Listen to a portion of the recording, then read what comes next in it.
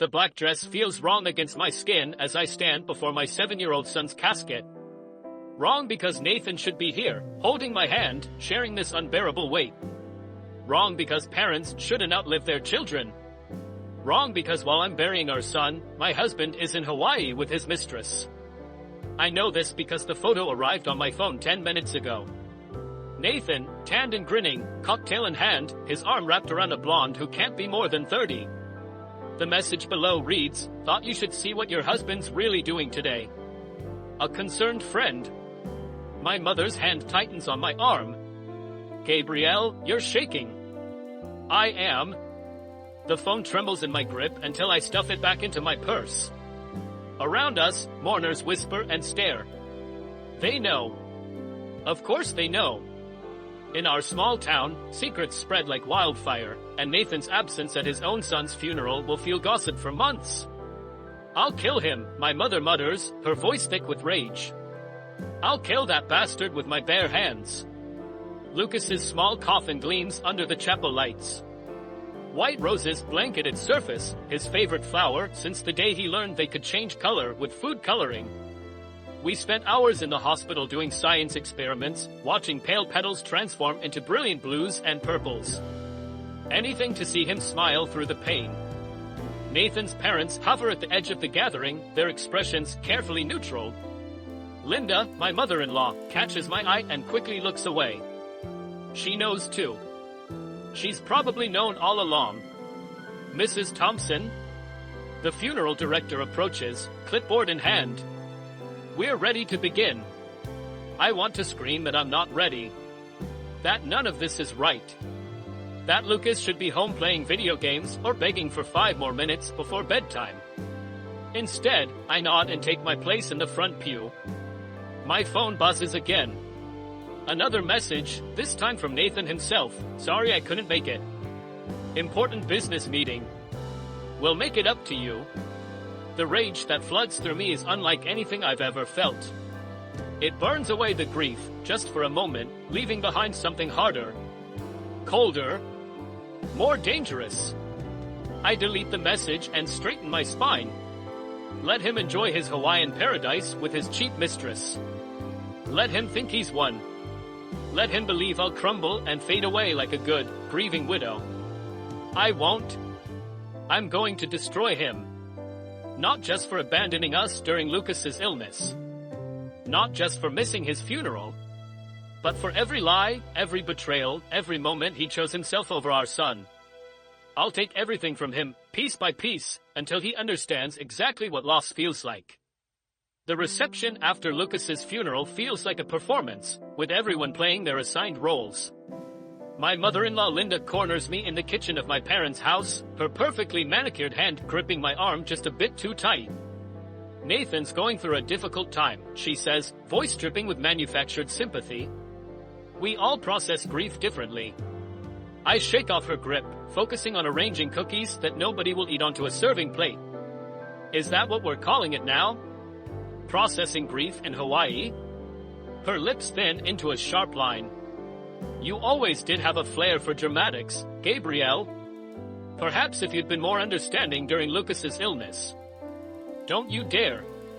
My mother's voice cuts through the kitchen like a blade. She stands in the doorway, and I've never seen such fury in her eyes. "Don't you dare blame my daughter for your son's cowardice."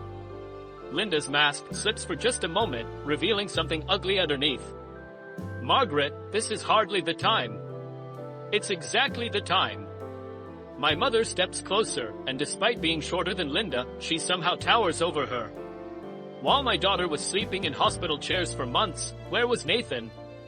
While my grandson was fighting for his life, where were you and Robert with your family support?" The sound of breaking china makes us all jump. I've crushed one of the cookies in my fist, crumbs scattering across the counter. In the living room, I can hear my father asking someone about his newspaper for the 3rd time in 10 minutes. "We contributed financially," Linda says stiffly. Which is more than I can say for some people. My mother laughs, but it's a harsh sound. "Oh yes, your precious money. Tell me, Linda, does Nathan know about the trust fund yet? The one Robert's father left specifically for his great-grandchildren?" Linda's face goes white. It's the first time I've heard about any trust fund, and clearly, that information wasn't meant for my ears. That's a family matter, she hisses. Lucas was family, I say quietly, the pieces clicking into place. He was the only great-grandchild. Which means that money was his. The silence in the kitchen grows thick with unspoken accusations. Linda's perfectly composed facade cracks just enough for me to see the calculation behind her eyes. All those times she discouraged Nathan from spending time with Lucas. All those convenient business trips she arranged during his hospital stays, it wasn't just emotional distance. It was strategic. I think you should leave, my mother says, but Linda's already retreating. Her heels clicking against the hardwood floor like tiny hammers driving nails into my growing rage.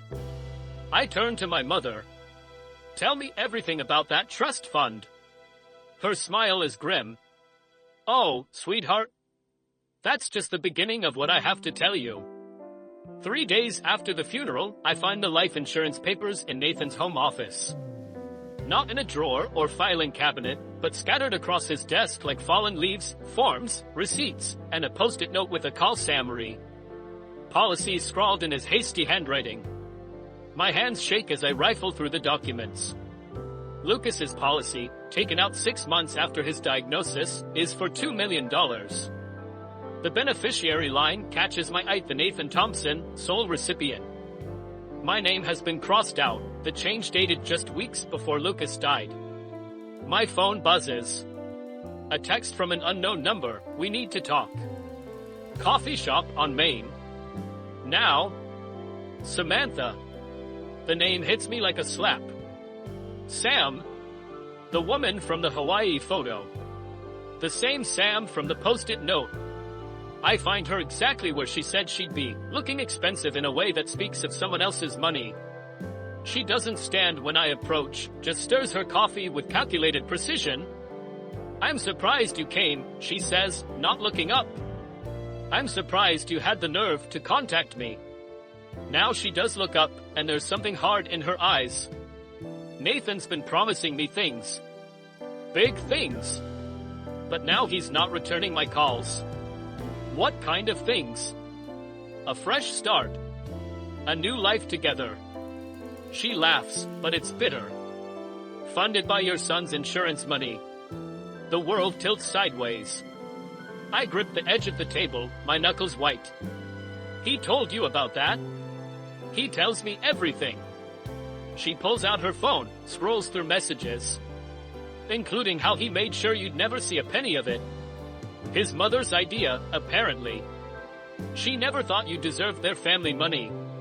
Why are you telling me this? Samantha leans forward. Because he's playing both of us. That policy? He promised to split it with me. But I did some digging. He's got gambling debts, Gabrielle. Big ones. The kind that make people desperate. My throat feels like sandpaper. You're lying. She slides her phone across the table. Text messages, bank statements, photos, a digital trail of betrayal spanning months. Nathan and Linda plotting. Nathan and Samantha planning. Nathan at casinos, at loan sharks, at places he should never have been while our son was dying. I'm not the villain here, Samantha says quietly. I'm just another mark in his con. But unlike you, I've got nothing left to lose. I stand up, my chair scraping against the floor. You're wrong about one thing. I've got nothing left to lose either. Not anymore. She smiles, and it's all teeth. Then maybe we should help each other. I look at her, this woman who helped destroy my family, and realize she might be exactly what I need, a weapon aimed straight at Nathan's heart.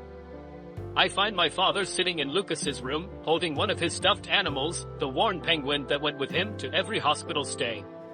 He looks up at me with that familiar confused expression, but today there's something different in his eyes.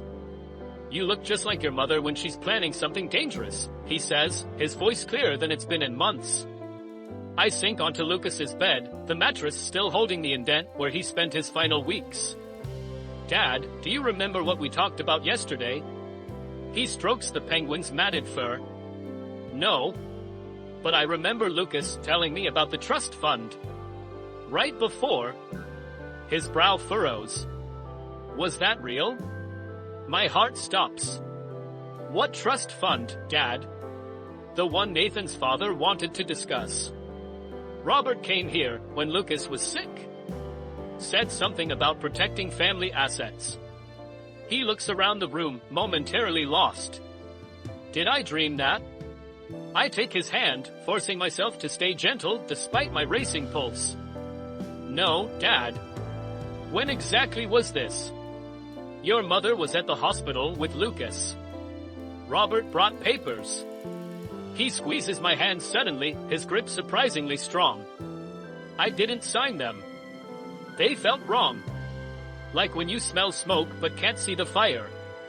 The pieces clicked together, Robert's unexpected visits, Linda's careful manipulations, Nathan's sudden interest in our family's property holdings. They weren't just after Lucas's insurance money. They were trying to secure everything while my father was vulnerable. My phone buzzes. A message from Samantha, Nathan's back. Meeting with his lawyer tomorrow. Something about property transfers. I should have protected you better, my father says, his voice cracking. Both of you. You did protect us, Dad. By not signing those papers. I stand, my decision crystallizing. And now it's my turn. He holds out the penguin. Lucas knew, you know. About Nathan. He told me not to worry about you because you're stronger than everyone thinks. His eyes cloud over. Who's Nathan? The familiar pain of watching him slip away mingles with a new determination. I take the penguin, its soft weight anchoring me to this moment. My phone buzzes again. Uncle Peter this time found something in the property records. Come to my office. Now. I kiss my father's forehead. I have to go, Dad. But I promise you, they won't take anything else from this family. He smiles vaguely, already lost in whatever fragment of memory has claimed him. But his earlier words echo in my mind, like smoke without fire. They thought they could use my father's condition to steal our legacy. Instead, they've given me exactly what I need, proof of their intentions. The penguin goes into my bag. A reminder of what I'm fighting for, and why losing isn't an option. Uncle Peter's office is a fortress of filing cabinets and legal documents, but what he shows me isn't in any drawer. It's on his computer screen, a series of property transfers dating back to when Lucas first got sick. They've been planning this for months, Peter says, scrolling through document after document. Shell companies, hidden accounts, all leading back to Nathan and his parents. My fingers trace the dates on screen. Each one corresponds to a hospital stay, a chemotherapy session, a day when I was too focused on keeping Lucas alive to notice what Nathan was doing. Here's the kicker, Peter continues, pulling up another file. They used Lucas's medical bills to justify emergency sales of your joint assets. Everything's been quietly moving into accounts you can't access. A knock at the door makes us both jump. It's Samantha, looking less polished than at the coffee shop. Sorry to interrupt, but Nathan's meeting got moved up. He's at the lawyer's office now. Peter glances at his watch. That's not possible. The meeting's scheduled for. Linda changed it, Samantha cuts in. They're signing everything over today. Once that's done, she lets the sentence hang. My phone buzzes, a text from Nathan, we need to talk about the house. Coming by later. The house. My parents' house, where my father still lives, where Lucas spent his final days. The property that's been in my family for 3 generations. Show me everything, I tell Peter, my voice steady despite the rage building inside. Every document, every transfer, every lie. For the next hour, we piece it together. Nathan's gambling debts, hidden behind corporate facades. Linda's systematic dismantling of our joint assets. Robert's attempts to manipulate my father into signing away his property rights. There's one more thing, Samantha says quietly. She pulls out her phone, plays a recording. Nathan's voice fills the room, discussing with Linda how to handle my father's condition. how to use his dementia to their advantage. The recording ends. In the silence, I hear Lucas's voice in my memory. Promise you won't let them take our home, Mom. We can stop them, Peter says. But we have to move now. I stand, gathering the documents we've printed. No, I'm not just going to stop them. I pull Lucas's penguin from my bag, set it on Peter's desk. I'm going to take everything back. And then I'm going to make sure they never hurt another person again. Samantha's lips curve into a smile. I was hoping you'd say that. Because I know exactly where they've hidden the real estate contracts. Get your coat, I tell Peter. We're going to pay Nathan's lawyer a visit. And this time, I'm not leaving until I have what I came for. The penguin watches with its worn button eyes as we head out, three unlikely allies united by betrayal. Moving toward a confrontation that will change everything. The lawyer's office feels like a trap. Nathan sits across the conference table, Linda and Robert flanking him like guards.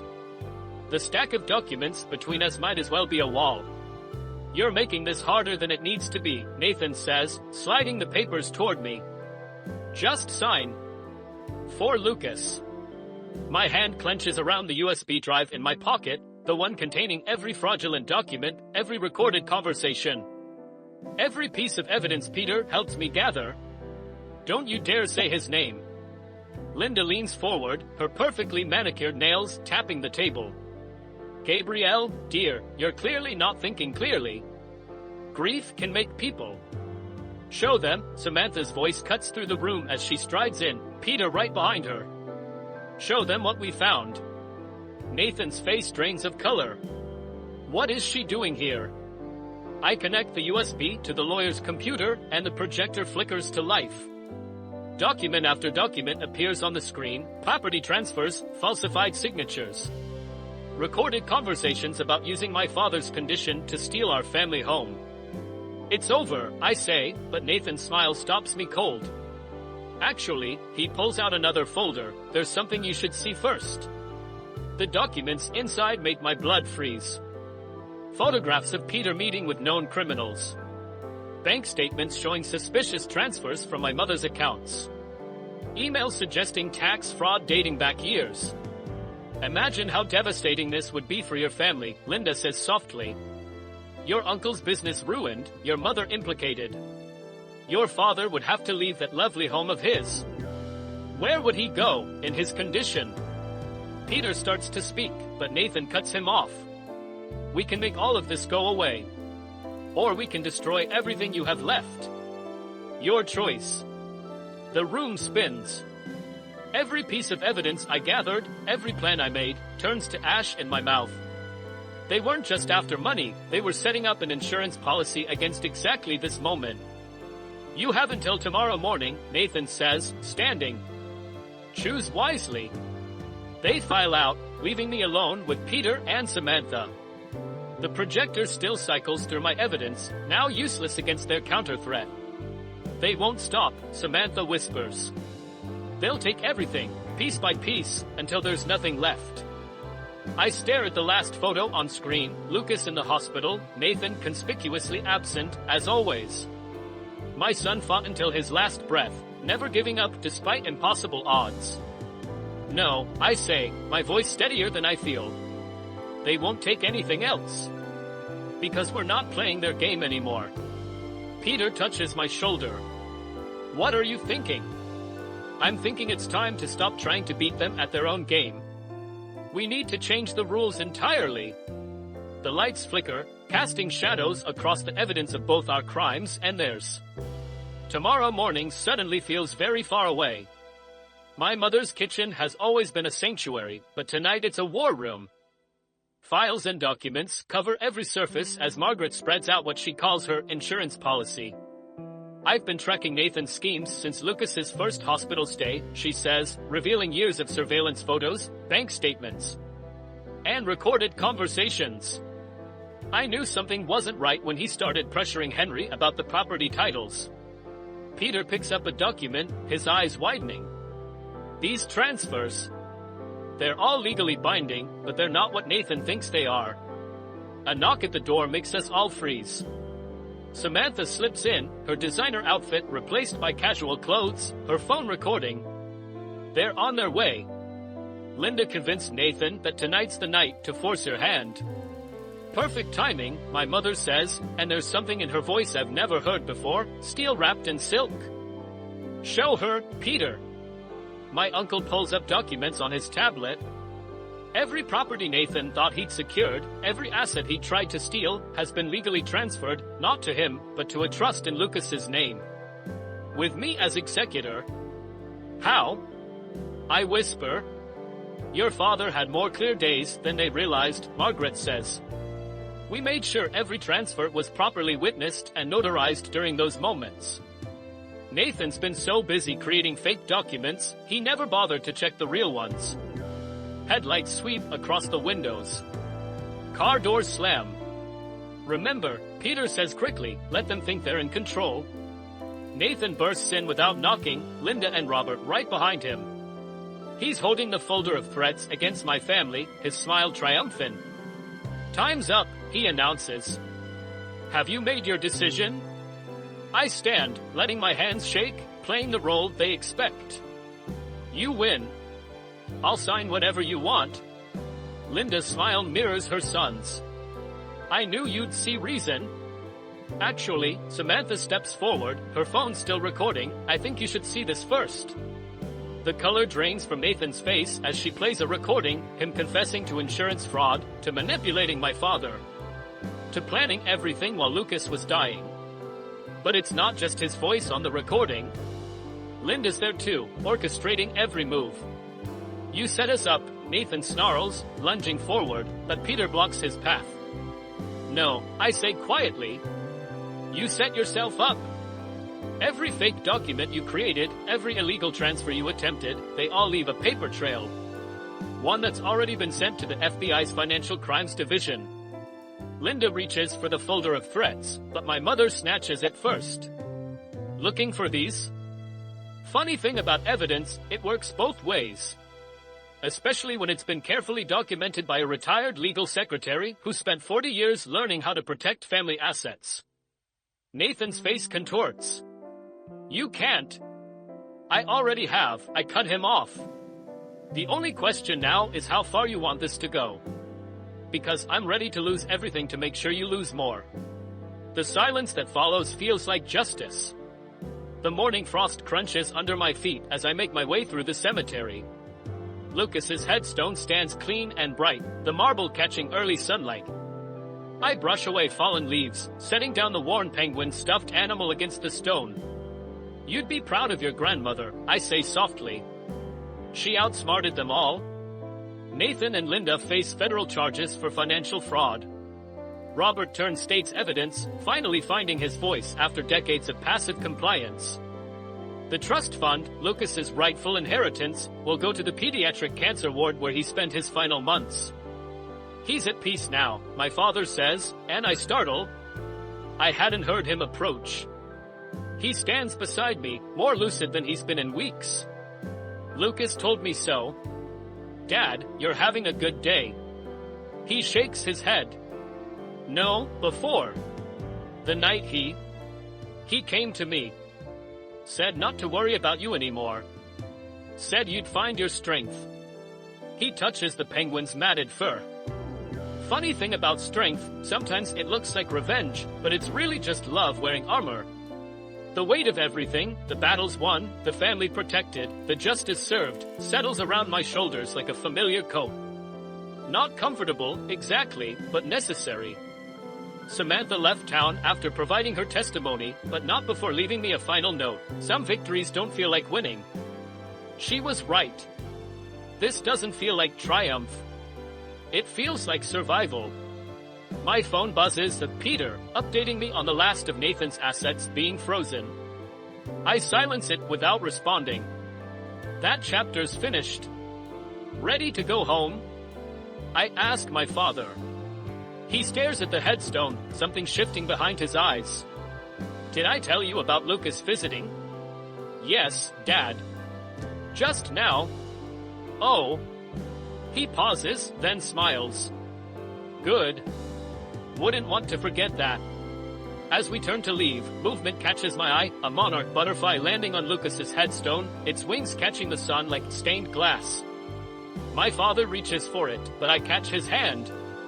Let it be, I say, understanding finally washing over me. Revenge wasn't the answer I needed. It was this, protecting what remains, honoring what was lost, finding peace in the spaces between justice and mercy. The butterfly takes flight, dancing on the morning breeze. My father watches it go, then turns to me with clear eyes.